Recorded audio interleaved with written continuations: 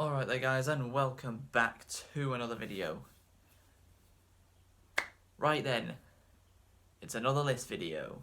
This time, we're going to be delving into a specific anime genre, which can't believe I haven't made list videos on specific genres before. I remember last year I did make one about my top 10 favourite non-shonen anime, but that wasn't me doing a list of what for a specific genre. It was me doing a list of what genre specific they're not part of. But today we're going to be doing my top 5 romance anime. As at the time of recording this, I am currently 3/4 of the way through rewatching the anime My Love Story, which is very damn good. And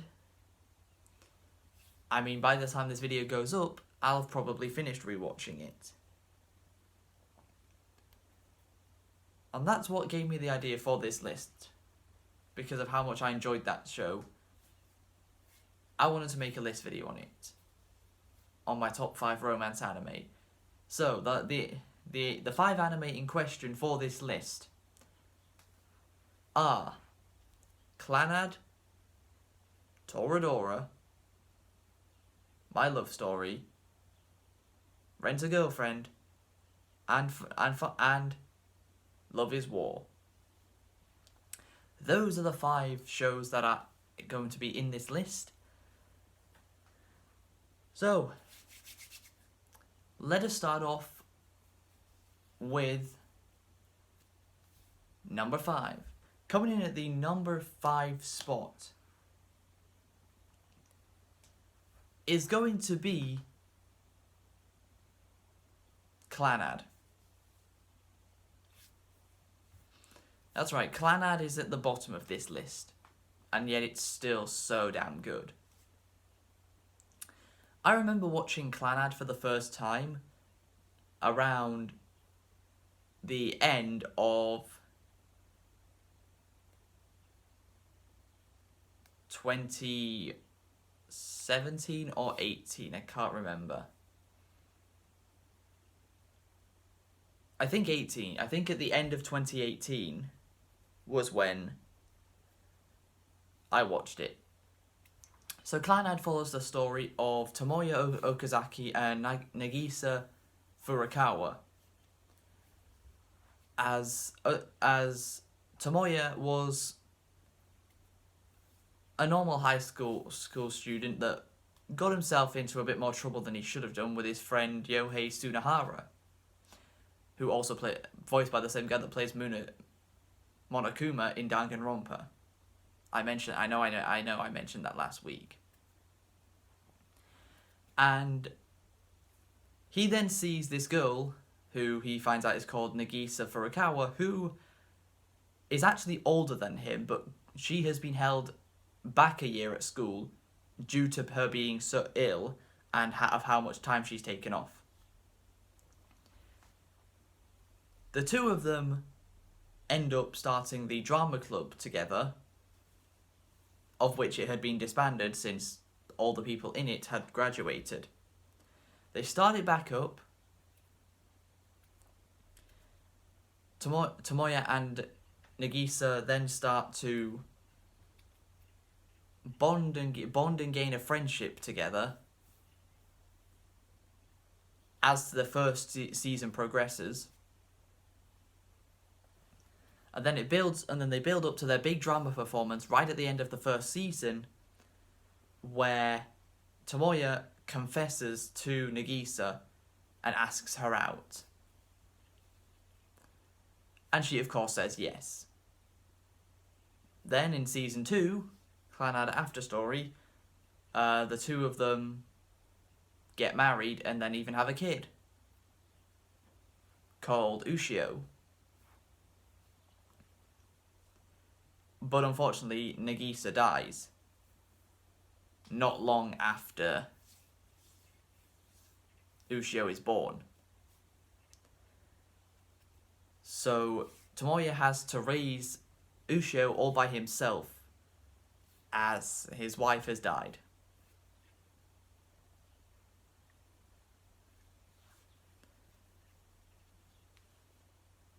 That's the basic premise of the show. But what I love about it is some shows tend to make you just continuously wait and wait when it comes to romance anime. They just make you wait to see, will they finally confess, won't they? But I think the way Clannad did it was very, very, very smart. It waited till all the way, it gave us an entire season, 24 episodes long of a season, of the main character, the two main characters, Tomoya and Nagisa, to meet, start talking, become friends, have an incredible play performance right at the end of the season, where the whole school is watching, and then right at the end of it, Tomoya's feelings finally come out to Nagisa and she accepts them. But what else I love about the show is season 2, they could have gotten married right at the start of season 2, and I think that would have been a very bad choice because animes are so fast to make people who have just started dating in their show instantly get married. They spent an entire, the first half of season 2 building up the relationship between them of just being boyfriend and girlfriend. And then they get married halfway through the season. So we've had time to see them as a normal couple before they become husband and wife.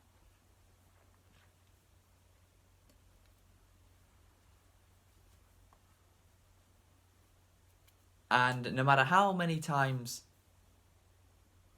Sunahara tries to try his hand at romance, it always comes back and hits him in the face. Quite literally. Our supporting cast are Kyo, Ro, Tomoyo. Yeah, the main character, Tomoya, and there's a girl called Tomoyo. They have almost the exact same name. And what was her name? Oh, Katomi, that was her name. All of them are I guess part of the friendship group of Nagisa, Tomoya, and Sunahara. And they all have good chemistry together. And we can't forget about Fuko Ibuki, who in season 1 was a character you really, really cared for. Because she was basically said to be in a coma, but yet Nagisa and Tomoya could actually see her, but nobody else could see her. It's like she was a ghost to most people, but not them. But then they went and ruined her character in season 2, where she only appears as a comedic gag in season 2, so it makes you kind of stop caring for what she's been through. And that's why Clannad comes in at number 5. Coming in at number 4 is going to be My Love Story, which I will have finished rewatching by the time this video goes up. My Love Story is about a huge high school student called Takio Goda and a girl called Rinko Yamato. These two meet under the most odd circumstances ever. Takio and his best friend Tsunekawa get on a train to go to school, and Tsunekawa sees a guy groping Rinko's ass, tells Takio about it. Takio goes over there, pulls the guy's arm up, probably broke it, hands him into the police, punches him in the face, And somehow Rinko had love at first sight to him there. And he had the same thing back. So the two of them meet up a few more times. Suna is always there as well, because Takeo always needs Sunakawa to be there. Takeo thinks Rinko is in love with Suna when she's actually in love with him. And the way that it gets confessed is actually really funny. Takeo goes over to Suna and is thinking Suna's just brain dead and is like, how do you not see she likes you? And Suna's like, says, no, she likes you. Rinko ends up going to Suna's house. Takeo hides under Suna's bed. Rinko finally confesses, not knowing Takeo is in there. And then he finally gets out and says the same thing back. So the two of them then start dating.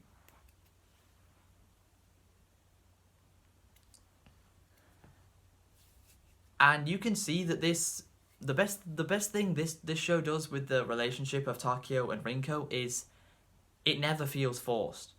You can see that both Takeo and Rinko really care about each other. None of their interactions ever feel forced. Although there is a little bit of spice to the plot when we find out that Sunakawa's sister, who's a little bit older than them, also likes Takeo, but can't have her.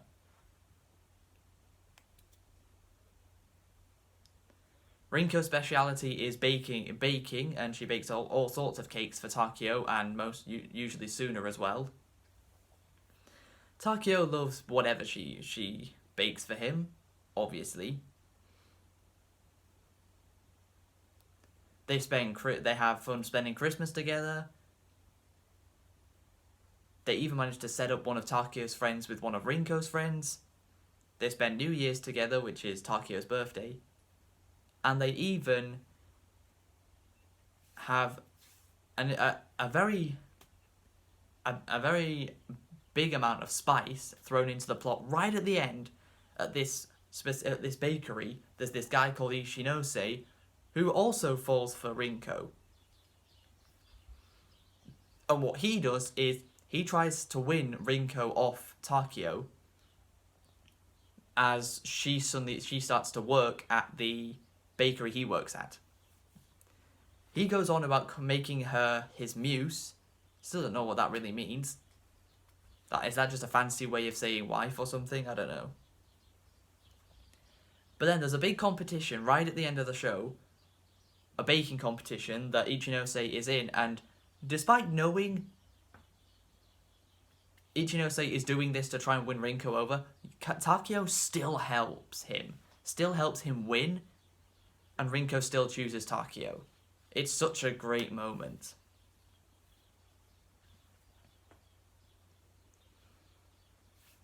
It is such a wonderful moment. Because even though Takeo knows that the person he's helping is trying to take his girlfriend, he still helps anyway. He just accepts whatever Rinko chooses, he will accept it. And she does the right thing to choose him and not Ichinose. But overall, the thing this show does the best, in my opinion, is comedy. Oh, this show is so funny. I've laughed way too many times out loud at this show. It's so funny.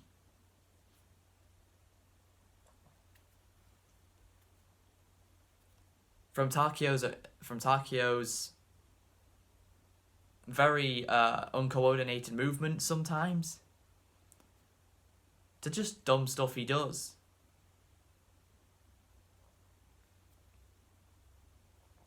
If you've seen it, you know what I mean.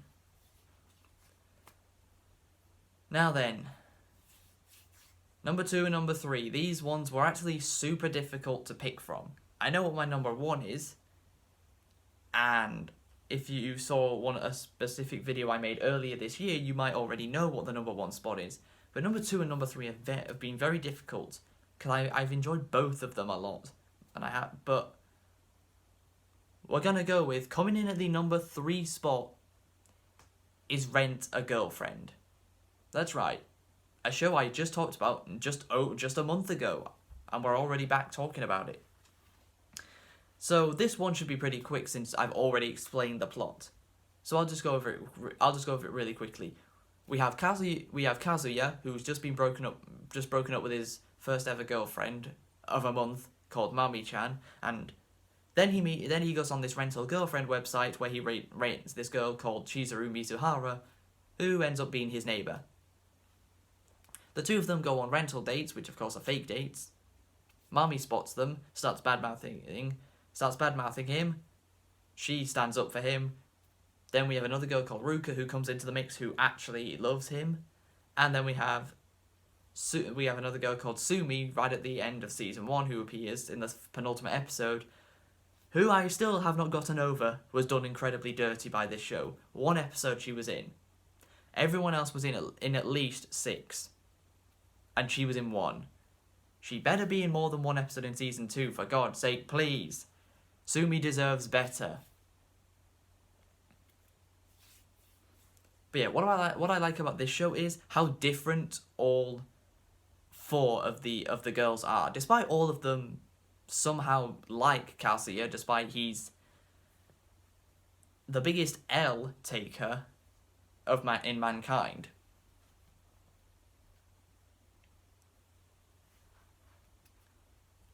But yeah, Chizuru is a tsundere.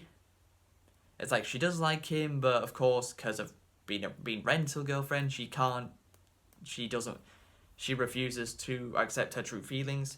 We have Mami, who kind of regrets breaking up with him and tries to destroy any chance of anyone else getting with him. Ruka, for some bizarre reason, just fell in love with him like that. And then we have Sumi, who is incredibly shy and very introverted. Like, if me and her ended up if me and Sumi were together, I'd be the one having to do all the talking. And that's rare for me, so you know she's shy if I'd be the one talking.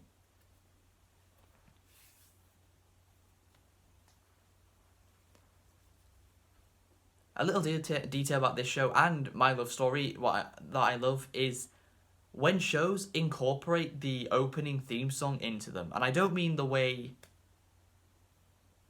I don't mean how Dragon Ball Super did it, where Goku goes Kaioken times 10 in Super Saiyan Blue and starts charging a hit, and the opening theme song for Super starts playing. I don't mean that. I mean the characters actively acknowledge there's a song on, and the song is the opening theme song. How right in episode 12 of Rent a Girlfriend, we have Mami and Chizuru together talking about how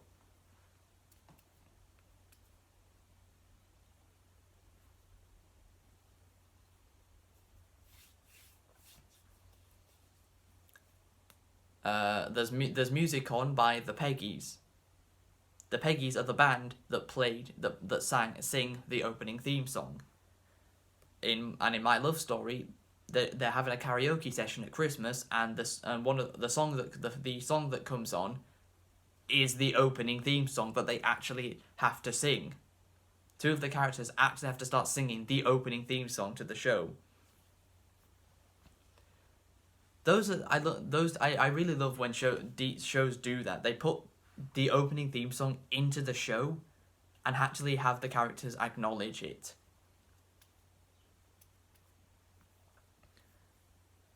But yeah, that's something I really like about Rent a Girlfriend, how all 4 girls are incredibly different, but they all have the same goal. Get with Kazuya. And that's why Rent a Girlfriend comes in at number 3. Coming in at the number 2 spot is good old Kaguya. It's Love is War. I mean, come on. This, in the last couple of years, this has put a whole new feeling to the romance genre of anime, hasn't it? Because it looks like it's just a simple will they, won't they confess show, like most romance anime. But this one is different because Kaguya the vice president of her student council, and Shirogane, the president of his school student council, the two of them are aware the other is in love with them. Like, Kaguya knows Shirogane is in love with her, and Shirogane knows Kaguya is in love with him. They both know, but the two of them are using a battle of wits to always try and force the other one into confessing. We're two seasons deep, and it still hasn't happened yet. And just last month, season 3 for the show was announced, so there is going to be a season 3. Will this be the season they finally confess to each other? Probably not, but you never know. And it's also going to be partnered with an OVA for Love is War, so that's going to be interesting. I'll definitely be checking that out, along with season 3. But yeah, the whole psychology is what makes this show, is why this show is popular in the first place, and why I love it.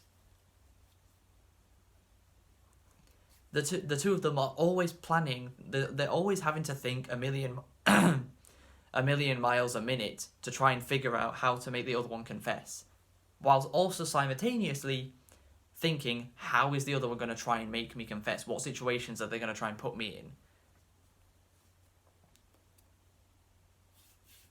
If you've watched Love is War, you know why it's so good. And it does have a very high amount of memes to give you. And I do not doubt that season 3 will be giving us more memes. It definitely will. We'll get some more season 3 memes. But then the other thing that I love about the show is don't know what's wrong with me at the minute, is the characters. The characters are so good. Shirogane, Kaguya, Chika, Ishigami, all of the members of the student council are all great characters.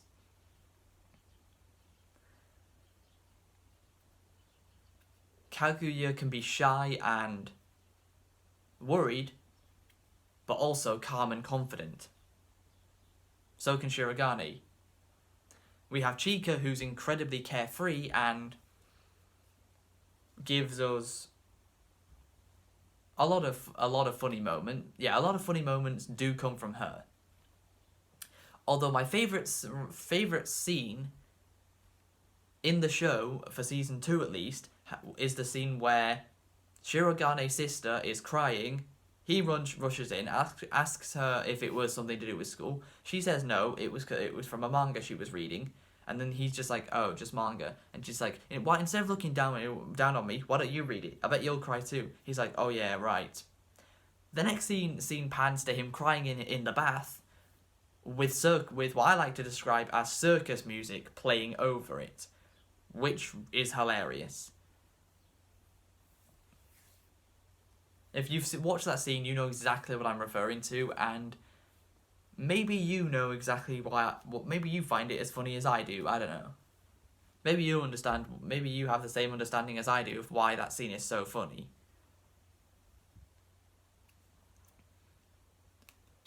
But yeah, we're 2 seasons deep. No confessions just yet. And also, I wouldn't even say this is an underrated part, because a lot of people rate this, but the guy who narrates these love battles, even he's a great character, and he's just a narrator. We don't ever see this person. He just narrates at the end of a day. He just narrates something. If there's something new that's been introduced, he's there narrating it. He's one of the best parts of the show, and he's not even a person. He's not even a character in the show. He just narrates over it.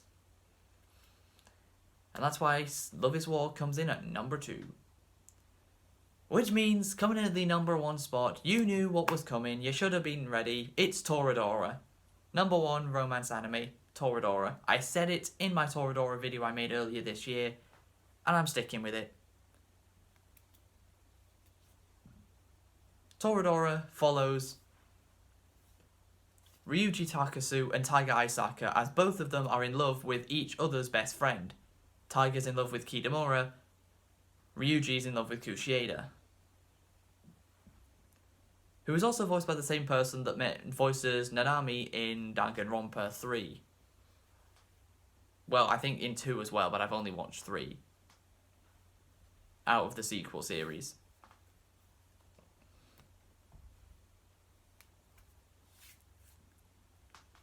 So why do I still have Toradora at the #1 spot? Well, that might have something to do with I've watched it 3 times. That probably helps.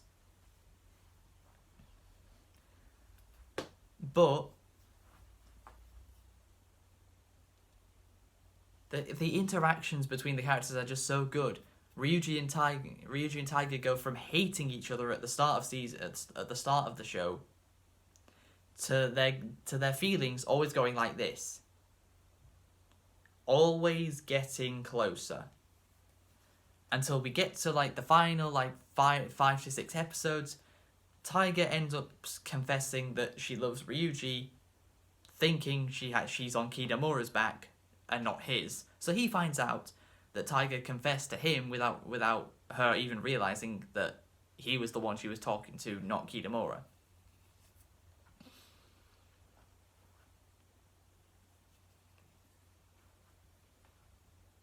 But Kushieda and Kitamura are also great characters. One of the best scenes in the whole show is when the student council president, who Kitamura is in love with, basically he confessed his love to her in front of the entire school, and she didn't even answer. She just walked off back into another classroom, and Taiga was pissed when she heard that, because he confessed to her before the show had started, and she said no. And then she confessed to him, and he said no. So Taiga rushes into the room of the student council president, and the two of them just start beating the ever-living crap out of each other. It's such an emotional moment as well. It's such an emotional scene, because you can see that Taiga is put full of pure rage. And she's ready to put the student council president in hospital. She's just ready to go in on her. And, well, she very well does do that until the student council president, I keep calling her that because I've forgotten what her name is. She's not a great character. She's not that important to the story most of the time. That's why I don't remember her. But then she says to Taiga that if Kitamura found out how she really felt about him, he would give up on everything he was doing just for her. And that's true, he probably would. He probably would have done that.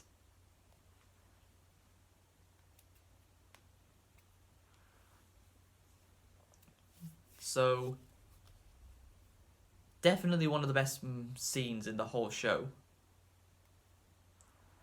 Would I have liked a second season of Toradora? Yes, of course I would. However,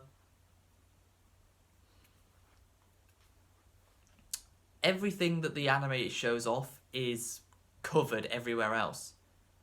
Like, there is no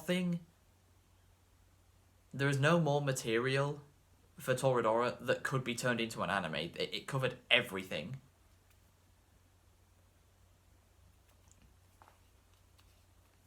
And that is why Toradora comes in at my #1 spot for my top 5 romance anime.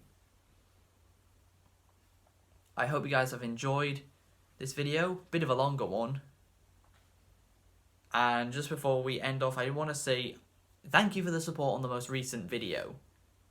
Its views and watch time are great. I'm incredibly happy with it.